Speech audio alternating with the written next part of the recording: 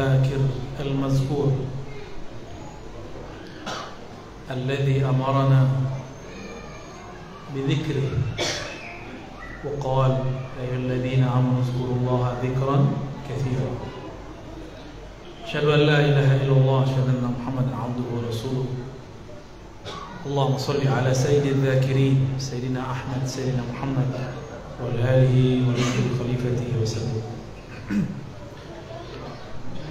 Baik jemaah Bapak Ibu yang bukan Allah, ini saya datangnya lebih awal. Jamaahnya masih nyangkut di jalan, masih di mujahidin ya. Kajian kita tentang investasi rohani. Apa arti investasi? Bisa berarti tabungan, bisa berarti simpanan berharga, dan lain sebagainya.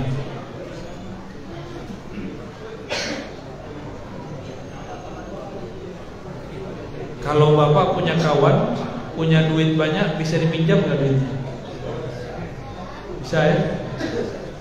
Kalau Bapak punya duit banyak, ada orang susah, bisa bantu orang.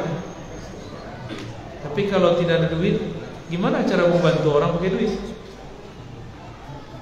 Itu baru di dunia. Yang bisa bantu orang di dunia, yang punya aset investasi dunia. Yang bisa bantu ruhani seseorang, yang di kolbunya ada tabungan berharga investasi rohani, yang punya hak untuk memberi syafaat nanti di akhirat, itulah zat yang dirinya setiap nafasnya selalu mengingat Allah Subhanahu wa ta'ala. Kata orang mursyid itu hebat. Siapa bilang mursyid hebat? Mursyid itu hebat karena dibuat hebat. Kata orang wali itu hebat, tidak. Wali itu karena diangkat Allah, dia jadi luar biasa.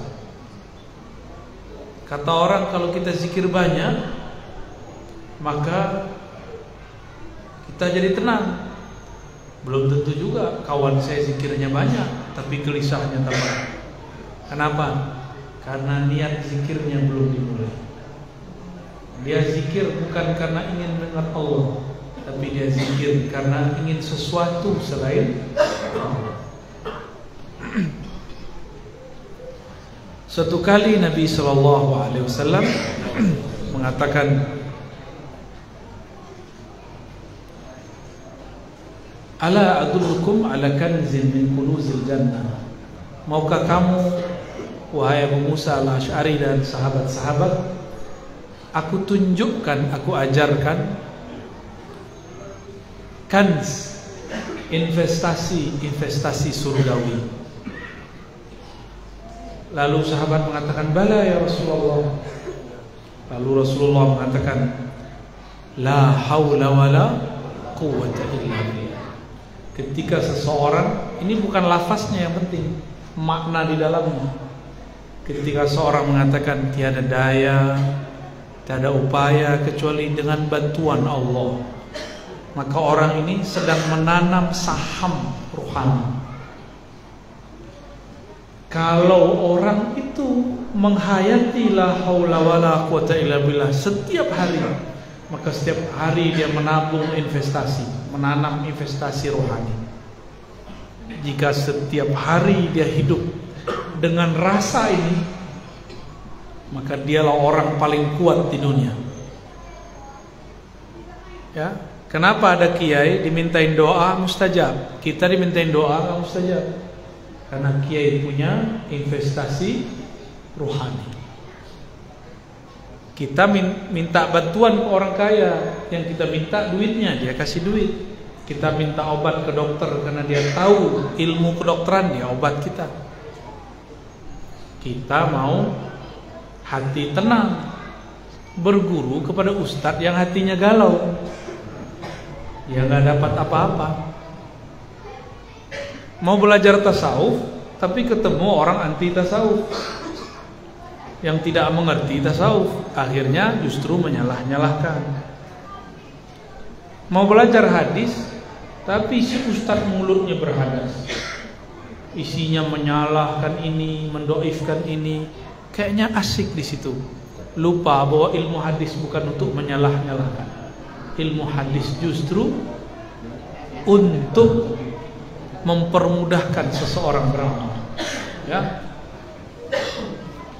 Imam Abu Ali Ad-Daqqaq mengatakan, zikrullah silahul muridin. Ini pernah kita sampaikan di majlis Risalah Al-Qusyairiyah.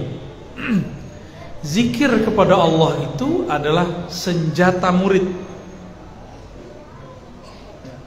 Marhaban. Zikrullah jadi senjata. Saya mau tanya Pak, zikirnya udah jadi senjata belum? Belum. Kalau senjata, kalau orang dulu pedang, pisau, panah. Kalau orang sekarang senjatanya apa? Atau bom. Apabila zikir kita sudah tahu tekniknya, sudah benar rangkaian-rangkaiannya, maka dia akan jadi bom. Apabila zikrullah sudah diasah, kalau zikirnya seperti pedang harus diasah. Jadi masing-masing kita ini sudah dibeli pisau oleh guru, diberi senjata oleh tuan guru syekh. Dikasihlah zikir, subhanallah ka, alhamdulillah. Tapi sayang, pisaunya tidak diasah. Sudah diasah tapi tidak berlatih. Akhirnya pisaunya tajam, tapi berlatihnya tiada. Tidak ada manfaat juga. Diasah, tapi salah latihan,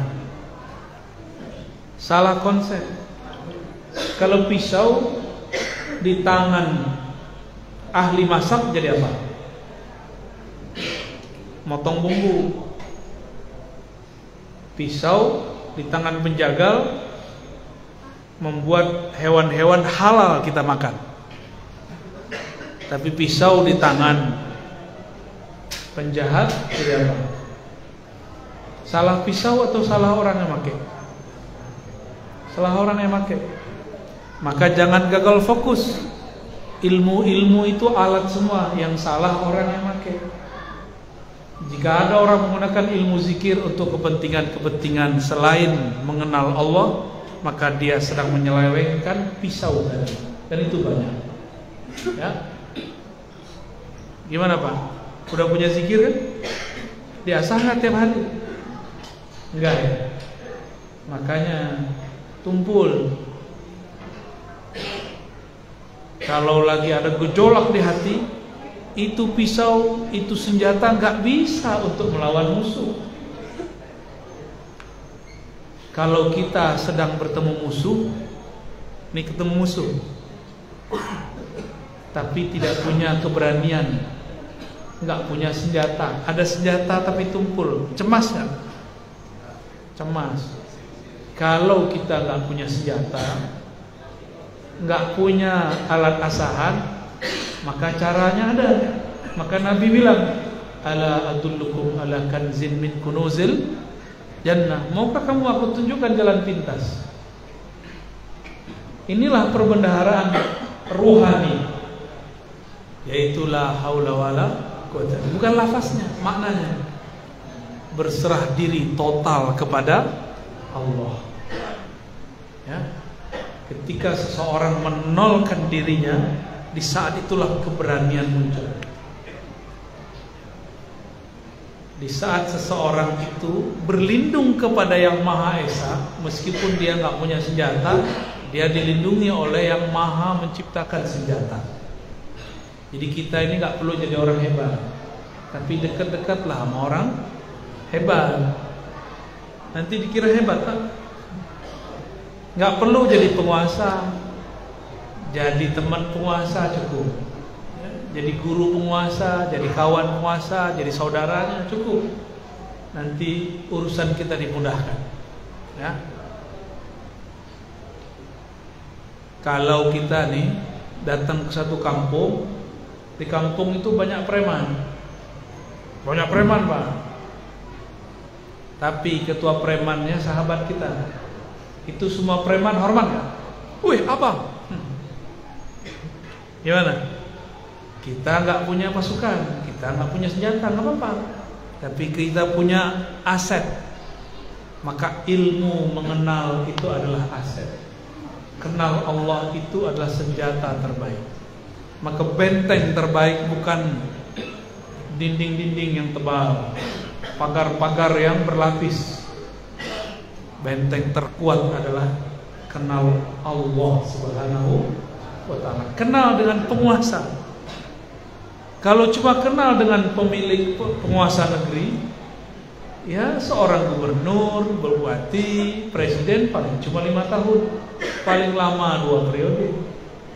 Kalau kita cuma dengan berkawan dengan mereka, lalu kita memusuhi kawan kita, menindas yang lain, setelah orang ini turun kita dibenci orang. Maka kita bukanlah pembenci penguasa atau pencinta penguasa. Kita biasa-biasa, ya. Jadi kita nggak dituntut benci-benci, nggak ada kewajiban benci-benci penguasa. Yang ada cuma mendoakan siapa yang mengurus negeri ini. Mau penguasanya siapa terserah, ya. Semoga Allah bimbing ulama dan umara. Amin ya rabbal alamin.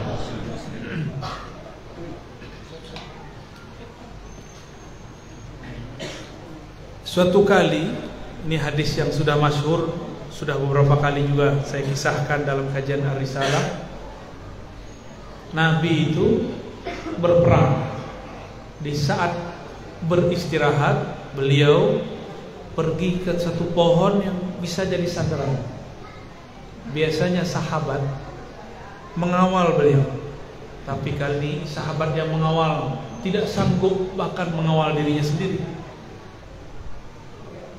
Ketiduranlah mereka semua, termasuk baginda Rasul sallallahu alaihi wasallam. Hadis sahih Bukhari. Tiba-tiba ada yang menyusup, karena itu orang tempatan. Dia menyusup, dia masuk. Seorang jawara, tombaknya dalam satu riwayat lain, pisaunya, belatinya sudah di leher Rasulullah sallallahu alaihi wasallam. Ya. Rasulullah sallallahu alaihi wasallam ditanya, Muhammad, siapa yang menjagamu dari pisau ini, senjata ini? Apa kata Rasulullah? Allah. Itu Rasulullah lagi nembak. Allah. Itu nembak itu, Pak. Ada tekniknya, Pak.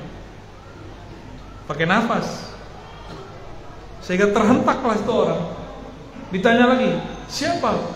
Allah. Tambah lemas orang itu. Yang ketiga terjatuhlah dia. Lemas tangannya. Karena yang menguasai satu darah yang mengalir di tubuh musuh ini Allah juga. Disebut nama Allah, ternyata yang menyebut kekasih Allah. Jangankan darah di badannya, itu pisau aja gak mau menyakiti Rasulullah sallallahu alaihi wasallam. Itu kalau nama Allah, zikrullah sudah menjadi investasi. Inilah yang dimaksud dalam hadis. Idza maradtum bi riyadil jannah farta'u. Kalau kau melewati taman-taman surga, maka farta'u. Apa arti farta'u? Petiklah. Jadi kalau majelis pengajian, serap ilmunya. Di majelis zikir, ikut zikir di dalamnya. Di majelis salawat, ikut bersalawat. Itulah yang disebut memetik, mengicip.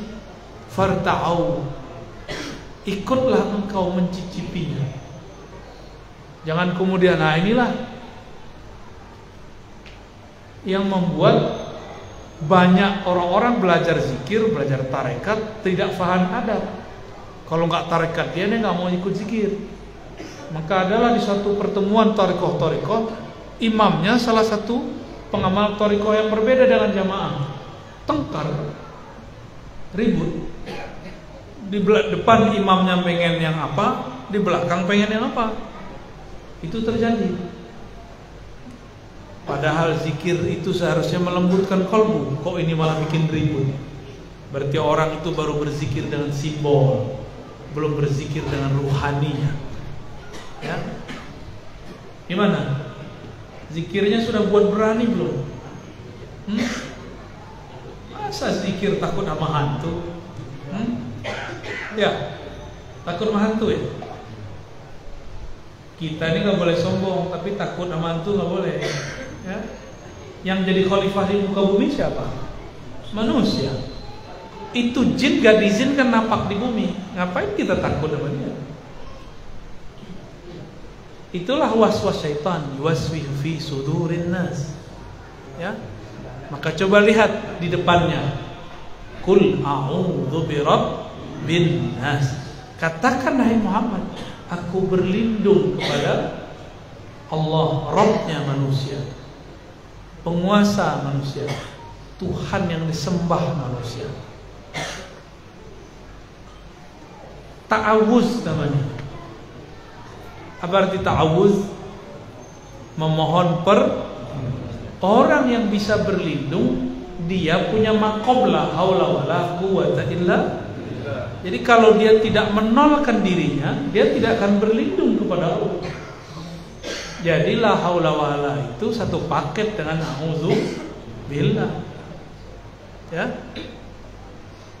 Maka saya mengajak, kalau mau zikir pagi sore, dimulai syahadat, selain subhanallah, alhamdulillah, Allahu akbar, la ilaha illallah, tambahkan la haula wala quwwata illa billah. Itulah isi qalbu Rasulullah. Qalbu Rasulullah itu qalbu la haula wala quwwata illa billah. Karena beliau selalu di situ. Ternyata beliaulah yang memegang kunci surga. Maka di kolbunya ada sir rahasia la haula wala, ada sir subhanallah, ada sir la ilaha illallah di kolbu Nabi. Kan taman surga. Jadi taman surga hakiki ada pada diri orang yang berzikir. Inilah sebabnya kenapa ahli zikir didatangi oleh orang-orang yang haus dengan persoalan surga.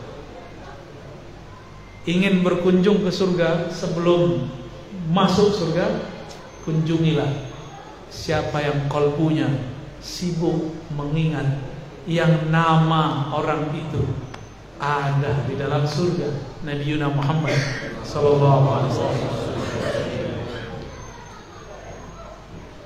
Dalam Israiliyat yang dinukil oleh Imam Asyuti, tapi Asyuti mendiamkannya, berarti beliau menganggap ini makna sahih.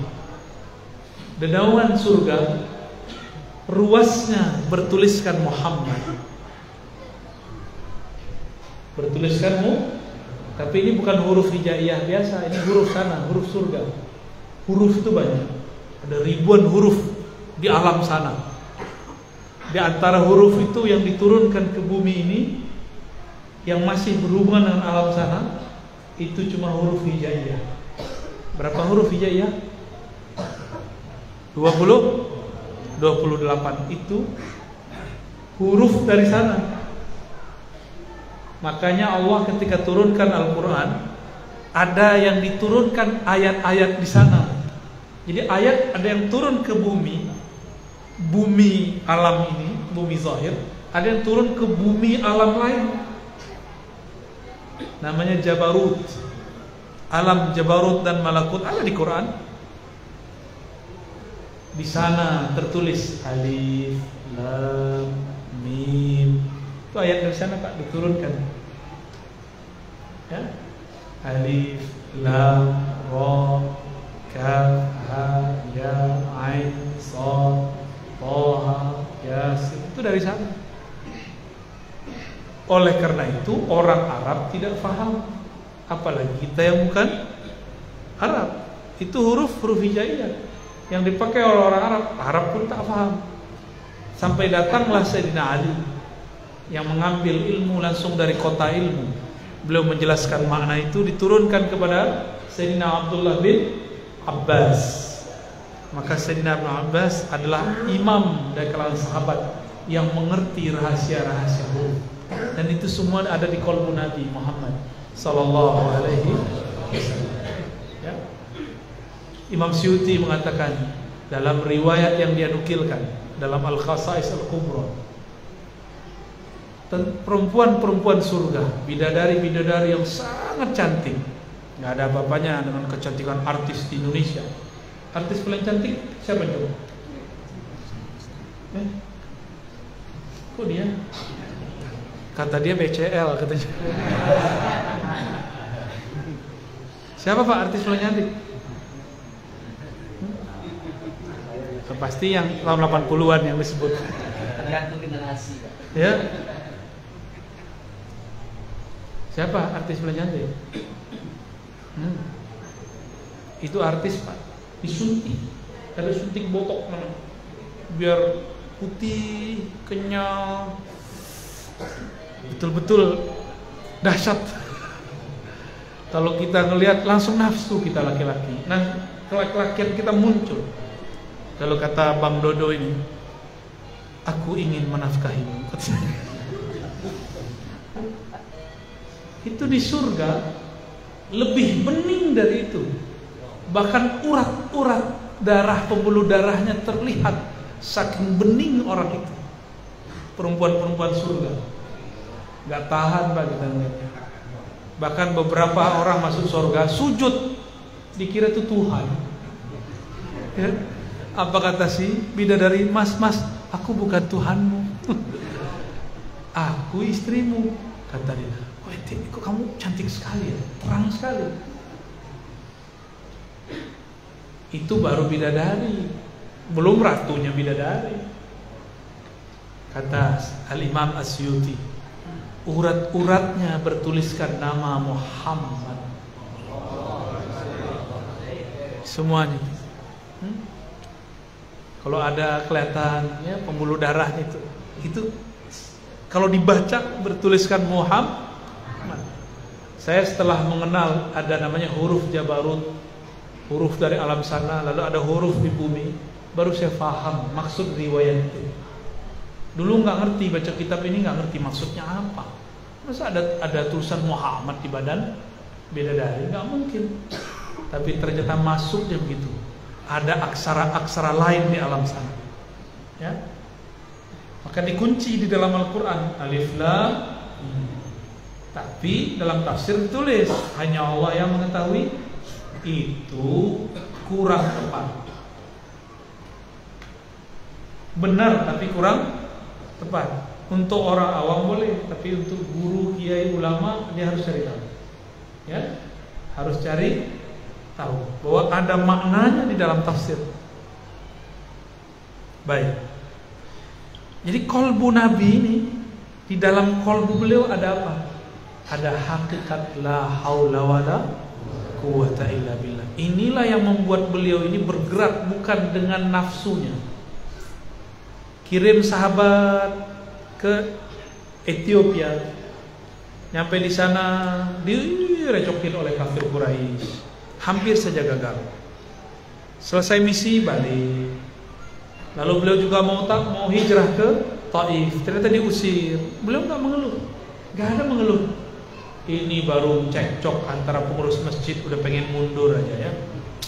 Kalau begini mundur nggak mau ngurus masjid, mundur aja, nggak usah berjuang, ya. Baru gitu-gitu doang ngurusin majelis, tersinggung dikit, hilang.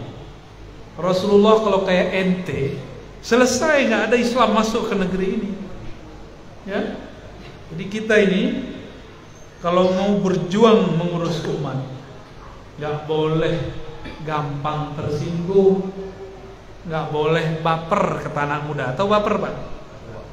Bawa perasaan dikit-dikit, hatiku sakit,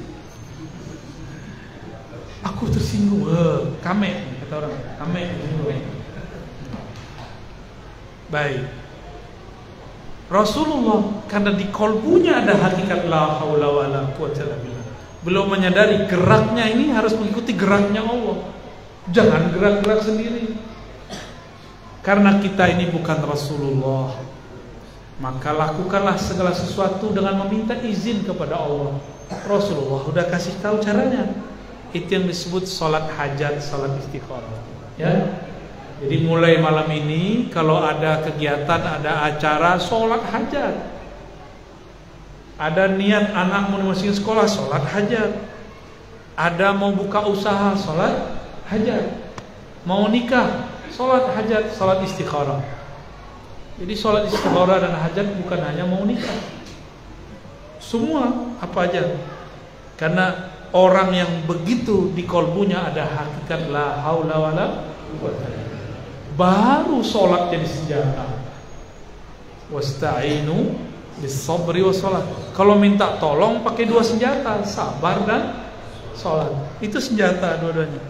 Berarti Allah itu kalau ngasih senjata bukan senjata fisik. Yang Allah kasih senjata ruhani. Ya. Suatu kali Nabi Muhammad SAW dimi'rajkan, diperjalankan naik ke langit ke-6 dan ke-7.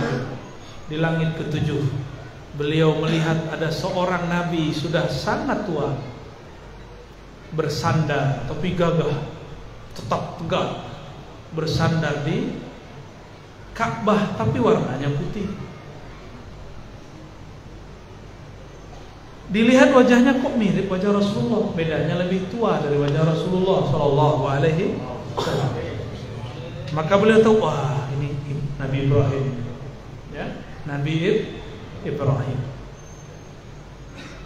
Berkalam-kalamlah ruh Nabi Muhammad dengan ruh Nabi Ibrahim. Nabi Ibrahim sudah meninggal. Tapi jika ruh sudah mengenal jalan kepada Allah, maka dia bisa bertemu dengan ruh yang hidup di sisi Allah. Maka berkalam-kalamlah beliau, sampailah kepada pembicaraan tentang surga. Jadi asik Pak kalau bisa ngobrol dengan alam sana itu. Ya, para wali-wali, para nabi-nabi itu mereka hidup paling enak. Tapi ujian juga paling berat. Ya, ujiannya ujian perasaan, sama suuzon, berburuk sangka. Sampailah pembicaraan mereka mengenai surga, bahan-bahan surga, tanah-tanah surga, pohon-pohon surga, rumah-rumah surga, semua tentang surga. Apa kata Nabi Ibrahim sallallahu alaihi wasallam? Ya. Wahai cucuku Muhammad, baligh ummataka minni assalam. Sampaikan salamku kepada umatmu. Ini umat Nabi Muhammad kan? Umat Nabi Muhammad kan? Ya, antum dapat salam Nabi Ibrahim. Makanya kita baca Assalamualaikum ya Sayyidina Ibrahim. Dapat salam, baru balas ya. Udah lama loh. Jadi ruh bisa kirim salam. Ini di hadisnya sahih. Lalu beliau mengatakan, sampaikan kepada umatmu bahwa sorga itu subur, sorga itu bagus, sorga itu luas. Cuma belum ada rumahnya, belum ada pohonnya, belum ada kebunnya. Terus gimana? Perintahkan umatmu untuk menanamnya sedari masih hidup. Gimana caranya?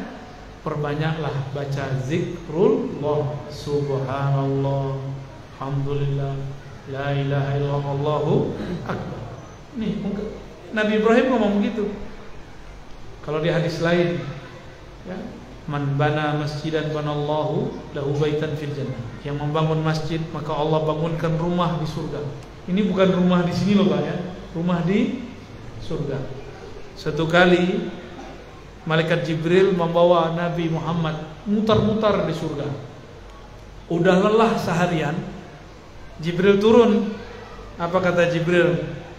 Hei Muhammad, tahu nggak kamu? Itu surga punya siapa barusan? Itu komplek luar rumah Abu Bakar. Baru kebunnya. Kalau masuk ke taman dalamnya, rumahnya Abu Bakar As-Siddiq radhiyallahu ta'ala anhu. Jadi nanti tinggal di surga, itu rumah kita kayak istana gede-gede. Kalau masuk surga, amin. Ya. Sekarang banyak panitia surga soalnya. Dikit-dikit ngancem orang, ya. Dikit-dikit bilang saya saksi nanti di akhirat ente zolim. Saya saksi di akhirat ente jahil. Itu yang banyak, message saya banyak begitu. Ya kita balesin yang sempat dibalesin. Emang ente masih sempat bersaksi? Ngurus aja diri sendiri. di dunia aja nggak bisa ngurus diri sendiri. Ya. Aneh bersaksi, apapun nanti di akhirat kita akan siapkan jawabannya. Tafaulan dengan apa yang dikatakan oleh Imam Bukhari. Kata Imam Bukhari, tidaklah aku melakukan sesuatu kecuali aku siapkan dalilnya di hadapan Allah, hujahnya di hadapan Allah Subhanahu wa ta'ala. Udah begitu belum? Apa yang kita lakukan hari ini udah disiapkan belum jalannya? Hujahnya. Kalau taat hujahnya apa, kalau maksiat hujahnya apa? Harus ada semua. Ya. Kita punya anak, punya murid, punya salah. Kalau dia punya hujah, kita maafkan, benar nggak? Apa arti hujah? Alasan yang tepat. Udah punya alasan belum? Belum ya? Mau dikasih alasan nggak? Sayyidina Isa ketika Allah murka kepada hamba-hamba manusia, apa kata beliau? Ini diulang oleh Nabi Muhammad ketika beliau sholat dan hanya membaca satu ayat ini. Ini ada di surah Al-Maidah. Ya Allah, jika engkau marah, ya kami mereka ini masih hamba. Kalau engkau murka ya Allah, kami kan tetap hamba-Mu juga. Kami mau lari ke siapa lagi ya Allah? Bermanja-manja. Seperti seorang anak diusir oleh orang tuanya. "Oh, pergi." Si anaknya bilang, "Kalau bapak usir saya mau tinggal di mana?" Nah, gak jadi marah bapaknya. Bapak saya kan cuma satu. Tapi jangan kayak setan, iblis. Iblis itu salah menyalahkan Allah. Ya Allah, saya begini kan engkau juga yang berkehendak. Iblis kurang ajar. Dia nggak pernah kuliah ya, nggak pernah nyantri ya, nggak pernah nyantri dia. Seharusnya dia nyantri sama Nabi Adam, tapi dia nggak mau. Dia gengsi, karena Nabi Adam baru lahir. Ya sudah puluhan ribu tahun di surga. Hati-hati bapak yang punya umur lebih tua, jangan remehkan anak muda. Karena zaman ini, zaman Allah turunkan ilmu banyak sekali ke anak-anak muda. Tapi hati-hati juga, jangan sembarang anak muda. Ya. Baik, Bapak Ibu yang makan Allah, begitu Nabi Ibrahim gamblang mengasih tahu bahwa investasi surga adalah zikir-zikir. Masih mau ninggalin zikir nggak? Jadi besok pagi, bahkan sebelum tidur, ada zikir Fatimah. Kata Sayyidina Ali, aku tidak pernah meninggalkan zikir ini kecuali di waktu perang Siffin. Aku telat membacanya di akhir malam. Zikirnya sederhana yang kita baca ba'da sholat. Subhanallah 33, Alhamdulillah 33, Allahu Akbar 33, la ilaha illallah. Mudah nggak? Mudah nggak? Daripada buka Facebook lebih lama mana? Balas punya orang lebih lama mana? Kenapa? Balas Facebook pencet-pencet gak bid'ah, tapi pakai tasbih bid'ah. Ente punya akal di mana? Hah? Ente ngata-ngatain ustadz yang hafal ribuan dalil, yang ngaji sudah lama belasan tahun, puluhan tahun, kiai-kiai itu cuma karena dia pakai tasbih. Tapi ente mencet-mencet tiap malam hujat mereka. Lebih mulia mereka lah daripada mencet-mencet dengan kata-kata itu. Kata-kata kurang ajar kadang-kadang ya. Ada yang berani ngomong ini, ittaqillah ya syekh, takut kepada Allah. Apa bedanya ente dengan khawarij yang dulu bentak Rasulullah? Allah yahdik, semoga Allah berhidayahmu. Ya kita didoain begitu senang ya. Kita didoain begitu senang gak? Senang, tapi dia lupa mendoakan dirinya sendiri. Saya mau tanya Pak, mencet-mencet handphone sama megang tasbih, mulia mana? Mana yang lebih bid'ah? Beneran? Sini handphonenya. Gak ada yang mau, imannya kurang semua nih. Oke, ya udah antum balikin handphonenya. Nanti sebelum tidur mau ngamalin zikir? Mau. Satu zikir Allah lipatkan di sana 10. Satu zikir jadi 10 pohon di surga. Satu pohon ente jalan 100 hari, 100 tahun gak lewat-lewat. Besarnya pohon itu. Mau nggak ngamalin? Kalau orang-orang yang kaya nanti di akhirat adalah orang-orang yang rutin menabung zikrul. Kira-kira itu yang bisa saya sampaikan. Ada pertanyaan nggak? Oke. Tafadhol kalau ada yang mau didiskus ya, tafadhol. Baik, terima kasih Ridwan dari Buya. Jadi ada beberapa hal yang beliau sampaikan sebelum kita memulai sesi pertanyaan. Panitia, apakah sudah mulai membagikan? Ya. Jadi kita coba sadur apa yang disampaikan oleh Buya. Kalau salah perlu diluruskan Buya. Jadi tentang tema kita pada hari ini yaitu bagaimana investasi rohani. Bagaimana cara berinvestasi rohani? Yang pertama adalah la haula wala quwwata illa billah. Kita berserah diri kepada Allah, mohon perlindungan kepada Allah. Dan apa senjata investasi rohani? Senjata investasi rohani adalah zikrullah atau ilmu mengenal Allah. Dan itu sudah diajarkan oleh dunia. Tinggal bagaimana cara kita untuk mempersiapkan senjata tersebut, bagaimana zikir itu kita latih dan kita asah. Baik, ada satu pertanyaan yang sudah masuk sambil mengefektifkan waktu ya. Jadi ada pertanyaan dari jamaah. Ada satu lagi ya, baik. Sambil menunggu yang lain kita mengefektifkan waktu. Yang pertama, Assalamualaikum warahmatullahi wabarakatuh. Buya, karena saya sudah tua sehingga dalam menimba ilmu sudah sangat ketinggalan, maka saya mohon bagaimana supaya dalam berzikir maupun sholat kalbu saya bisa bergerak. Mohon petunjuk Buya. Syukur-syukur ruh yang dihembuskan kepada saya dapat mengenal yang menghembuskannya. Terima kasih, syukran Buya. Kenali yang disebut, maka sebutannya akan menggetarkan. Tapi semakin engkau mengenalnya, semakin engkau akan pasrah, tidak mampu mengenalnya. Inilah kata-kata Imam Sahabat Abu Bakar As-Siddiq, al-ajzu anil idrak idrakun. Engkau mengaku tidak sanggup mengenal Allah, itulah puncak ma'rifat. Jadi semakin kita kenal nama-nama, afal, perbuatan, sifat, semakin bingung Pak nanti. Tapi bingungnya asik. Bingungnya orang-orang yang kenal Allah itu adalah alimnya, ikhlasnya orang awam. Jadi orang alim ma'rifat bingung, itu orang paling pinter di dunia. Hebat gak tuh? Ya. Salahnya Nabi masih solehnya orang awam. Nabi merasa salah, tapi bagi awam masih soleh. Contoh,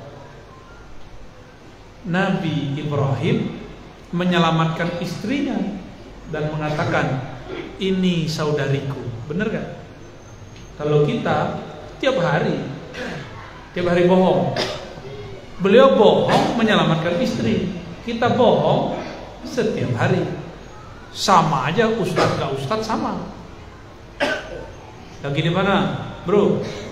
Lagi di jalan. Ya, jalan dari WC ke kamar. Sama aja kan? Ustadz juga begitu. Jadi kita nih salahnya Nabi, masih solehnya kita. Itu cara memahaminya, ya. Jadi kenali yang disebut, maka qalbumu akan bergetar. Ngajilah ma'rifat itu. Jadi jangan banyak di angka, banyak di ngaji sekarang. Ngaji zikrullah, ya. Itu booster zikrullah ma'rifat, ya. Baik. Pertanyaan yang kedua, apakah Nur Muhammad sifat Allah? Mohon penjelasannya. Nur Muhammad SAW, kita tidak akan hubung-hubungkan dengan yang tidak berhubungan langsung. Nur Muhammad itu pancaran dari Ahmad. Ya. Jadi pertanyaan itu salah. Pertanyaannya salah. Nur Muhammad itu adalah hembusan Allah yang mengeluarkan cahaya. Cahayanya disebut nur Muhammad. Ini ilustrasi lampu dan cahaya, matahari dan sinarnya. Sinar ini nur. Dia sumbernya matahari. Gas apinya itu Ahmad namanya. Ya. Gas api yang menyembur itu namanya Ahmad. Yang menyemburkannya, yang menghembuskannya Allahu Ahad. Jadi kajian begitu udah ketinggalan, tahu? Jadi kajian Nur Muhammad itu sudah banyak menyimpang. Bahkan ada yang bertanya, apakah sifat Allah berjisim? Ya salah.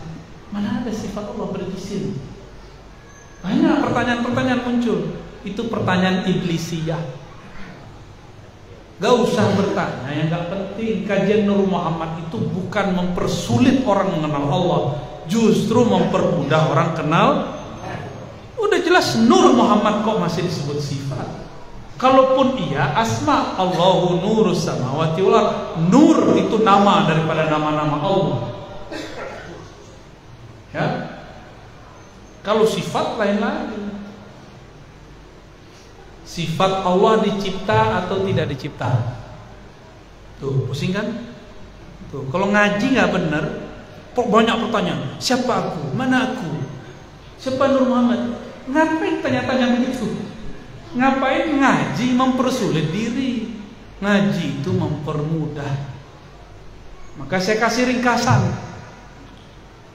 Ahad, Ahmad, Muhammad, Al-Mahdi, itu ringkasannya. Jangan dibelok-belokin ke sifat, jangan belok-belokin kemana. Ya, itu udah ketinggalan ngaji begitu. Di kitab-kitab lama aja nggak ditulis begitu. Dan ma'rifatullah diturunkan bertahap ke kolbu para wali. Wali-wali Allah itu kan kolbunya mi'raj terus kan, as-sholatu mi'rajul mu. Jadi antum kalau nggak mi'raj nggak sholat, gitu maknanya. Jadi sholat kita tadi itu belum mi'raj, belum sholat menurut ahli hakikat.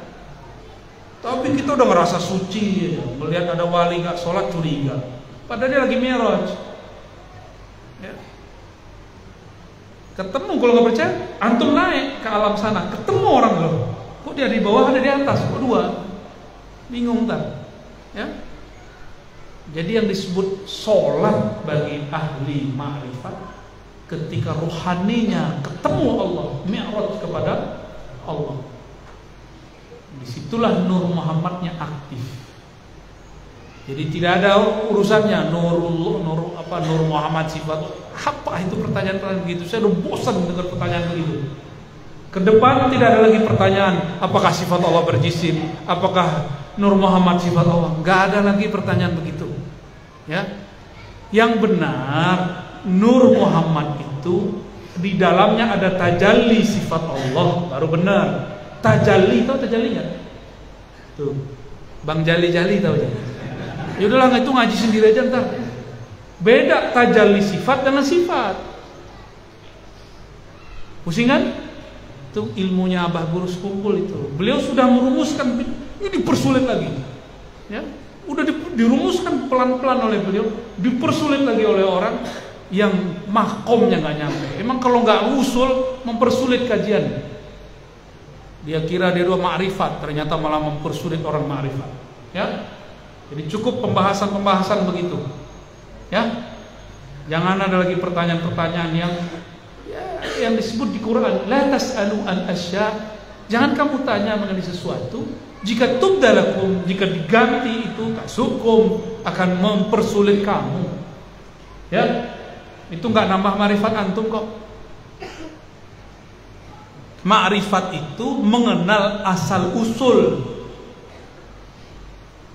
bukan menjadi Tuhan. Di dalam diri ada Nur Muhammad. Nur Muhammad sifat Allah, aku sifat Allah. Ya salam, kapan ente jadi sifat Allah? Gak pantas tempat buang itu, tempat buang tai itu jadi sifat Allah. Gak pantas. Ya. Jadi kita ngaji ma'rifat jangan ala tariqatul iblis. Ala tariqati iblisia jangan. Ala tariqati al-Muhammadi, tariqah Nabi Muhammad. Yassiru wa la tu'assiru, permudah, kasih pertanyaan yang memudahkan. Ya. Udah ntar saya tulis lah buku tentang Nur Muhammad yang gampang banget. Bahkan nggak perlu pakai tulis. 4 ya. Ahad, Ahmad, Muhammad, Al-Mahdi. Selesai kan?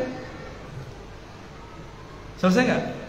Kalau nanti ada Dajjal mau turun, Nabi bilang nanti bakal ada Dajjal turun, keluar si Dajjal.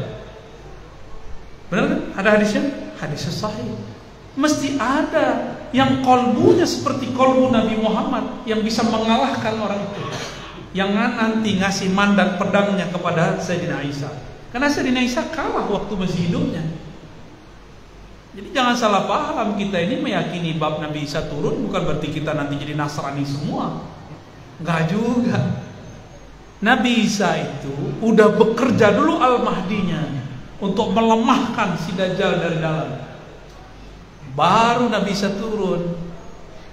Kalau nggak bisa dia bekerja. Karena dulu aja Nabi Isa ditangkap, mau ditangkap, alhamdulillah diselamatkan oleh Allah. Baru dinaikin. Seandainya Nabi Isa bisa membunuhnya dari dulu, udah dibunuh dari dulu. Inilah hebatnya umat akhir zaman. Maka kajian-kajian ma'rifatullah harus yang sudah jelas, nggak boleh jelimet. Dalilnya juga nggak boleh di luar Al-Quran dan Sunnah.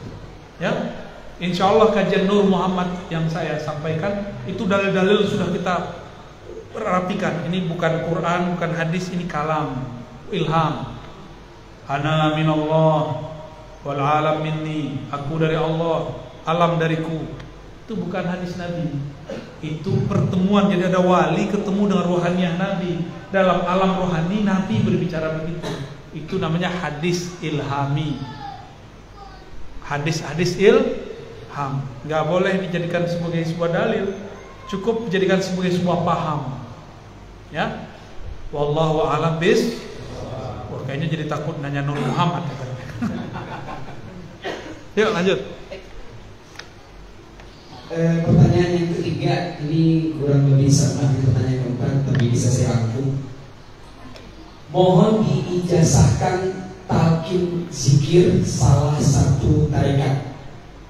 Terus mohon juga zikir yang Buya ijazahkan di YouTube, bolehkah kami amalkan? Saya ini hamba Allah, bergerak dengan la haula wala quwata illa billah. Mentalkin pun harus ada gerak itu. Kalau lagi nggak ada gerak itu nggak muncul, nggak bisa dibuat-buat. Yang mungkin yang Bapak saksikan itu ada 2 di Jambi, itu di pesantren, Pak. Itu kiai-kiai yang hadir sama santri.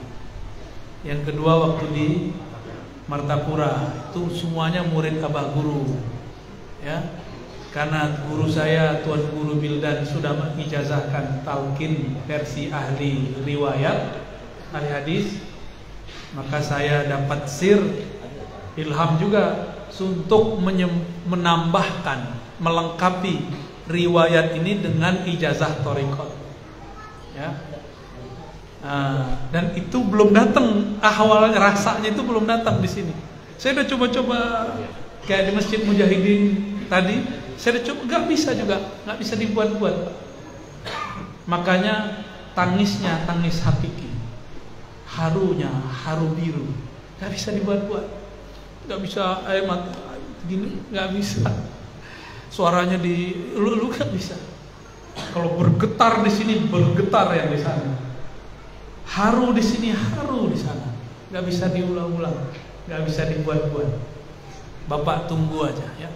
Nanti banyak-banyak doa aja, bilang ke Amihud, ntar kita buat talqin di Masjid Mujahidin, tapi mikrofonnya benerin dulu ya. Ya, fadhal. Baik, Ini pertanyaan terakhir karena Buya akan melanjutkan perjalanan ke Mempawah dan beliau juga akan beristirahat. Jadi pertanyaan terakhir ini yang pertama, bagaimana caranya agar sholat bisa khusyuk? Terus maaf kalau di luar tema, bagaimana hukumnya kalau kita menghadiri undangan maulid sementara si tuan rumah penghasilannya dari hasil yang kurang baik, kurang halal gitu ya? Apa? Ya, misal. Kok ada kurang halal? Berarti ada lebih halal. Hukum itu dua aja, halal. Ya, nggak ada kurang halal, ada lebih halal. Contohnya jual narkoba. Oh itu haram. Haram. Tua kalau cuma masalah yang khilafiyah seperti bank, asuransi ini kan masih diperdebatkan. Ya. Karena kalau mengharamkan bank semua, sini ATM-nya kasih ke saya aja sih. Ya, sok-sokan antum sok-sok suci. Mengharamkan bank tapi produk bank dipakai duit. Ya. Gimana supaya sholat khusyuk? Itu dulu ya. Sholat supaya khusyuk, jangan nyembah tembok, jangan nyembah huruf. Diingat-ingat lafaz alif lam, enggak. Jangan nyembah huruf. Menyembah Allah, Allah ujungnya hu. Hu itu dia. Dia itu bukan yang terbayang dalam pikiran, tapi dia sangat dekat. Sangat dekat. Dekatnya bagaimana? Ini nih, mohon maaf. Gelas kalau saya pindah, karena saya emang megang gelasnya. Coba, karena saya megang gelas. Bisa nggak ngangkat gelas tapi begini? Nggak bisa ya? Kecuali itu hanya di TV, di film ya. Ya. Kalaupun ada orang begini, pasti ada jin yang ngangkatin gitu. Atau ada energi. Nggak mungkin. Ini rambut keluar, gigi manja nggak? Ya. Punggung kita tambah panjang sampai kemudian berhenti stagnan, perut pun tambah lebar ya. Itu pasti ada yang ngurus ini. Benar nggak? Berarti Allah itu dekat sekali, lebih dari sekedar menyentuh. Bahkan urat-urat di dalam badan ini semuanya Allah urus. Begitu dekat Allah dengan kita. Namanya af'al Allah. Orang pakai af'al Allah yang Allah maha berbuat. Tiadalah di tubuhku, di kukuku, di rambutku, di darahku, kecuali di situ ada jasa-jasa Allah. Ada campur tangan. Itu aja pakai sholat Pak, nangis pasti. Bisa pingsan-pingsan kok. Kawan saya dulu minta belajar sholat khusyuk, kita kasih. Merinding-merinding, berhenti, dikira saya ngajarin ilmu setan. Makanya saya nggak sembarangan ngasih ilmu khusyuk. Ya, dia dikira Allah, bergetar badannya, bulu romanya berdiri semua. Langsung dia berhenti, dosen lagi. Wah, kayaknya Ar-Razi ini ngajarin ilmu setan. Kenapa saya merinding-merinding? Lah emang di Qur'annya begitu, iza dzukirallah wajilat qulub. Dan khusyuk itu ada tahapannya, ada khusyuk qalbu, ada khusyuk ruh, ada khusyuk akal, ada khusyuk badan. Yang nomor 2 terakhir paling bawah, yang nomor 2 di awal paling tinggi. Khusyuk badan, tunduk, lemas. Jadi sholat kalau tegang tanda gak khusyuk. Itu gak khusyuk. Tegang, orang khusyuk itu lembut, rileks. Karena Nabi mengatakan, arihna bis shalah ya Bilal. Rehatkan kami dengan sholat wahai Bilal. Sholat kok tegang. Tegang kan sholatnya? Yang lembut cuma pas gini doang. Kok gak begini? Seharusnya begitu juga ya. Yang lembut sholat itu tangan naik, yang lembut turunnya. Karena Allah lagi memandang gerak per gerak, detik per detik. Ya, kenali yang disembah, maka engkau akan lembut dalam menyembah. Kalau akal nih khusyuknya, dia nggak banyak pikiran. Makanya perlu makna. Gak perlu ngerti terjemahan Pak, perlu makna. Visualkan kita sedang berhadapan dengan Allah Subhanahu wa Ta'ala. Ya, ini dilakukan Nabi ketika mengajar sahabat Nabi Sallallahu Alaihi Wasallam sholat. Apa kata Nabi? Jangan meludah ke depan, karena di hadapanmu ada Allah. Bukan berarti Allah berada di depan. Jadi itu cara akal harus punya visual, dia harus dibayangkan rasa seakan Allah di depan. Baru ada rasa Pak. Karena tidak ada rasa, maka rasakanlah kita berimam kepada Rasul. Karena tidak pernah membayangkan Rasul, rasakanlah berimam kepada guru. Gitu caranya. Itu cara khusyuk, perlahan-perlahan. Ya, wallahu a'lam bishawab. Cukup ya? Kelas? Barangkali itu yang dapat saya sampaikan. Yang satu lagi. Ya. Loh, ada lagi? Yang tadi ya. Apa tuh? Maulid. Oh, maulid kan udah dijawab. Gak ada namanya rezeki kurang halal. Halal aja, haram aja. Mungkin kita yang suuzon, sebenarnya dia halal. Mana ada orang buat maulid pakai duit haram? Gak mungkin. Pasti dia pakai duit yang halal. Kita aja yang suuzon. Ya. Maulid wajib nggak? Gak wajib. Yang wajib cinta Nabi. Jadi jangan terlalu karena ingin maulid terus pakai duit yang haram. Saya yakin orang-orang yang punya hati nurani buat maulidnya dengan harta yang halal. Ya. Jadi kalau ada ketahuan nih duit korupsi, baru kita nggak datang, nggak usah datang. Nggak ada cahayanya di sini. Orang mau nyebut nama Nabi pakai duit kotor kan nggak mungkin. Ya. Wallahu a'lam bishawab. Insyaallah di lain waktu kita ketemu lagi. Mohon maaf, tidak usah salaman ya, sedapatnya aja lah. Semoga semuanya dalam ridho Allah. Ingat sebelum tidur nanti zikir subhanallah, alhamdulillah, la ilaha illallah. Benar ya. Besok pagi baca la haula wala quwwata illa billah. Banyak-banyak dan salawat. Mohon dibuka. Assalamualaikum warahmatullahi wabarakatuh.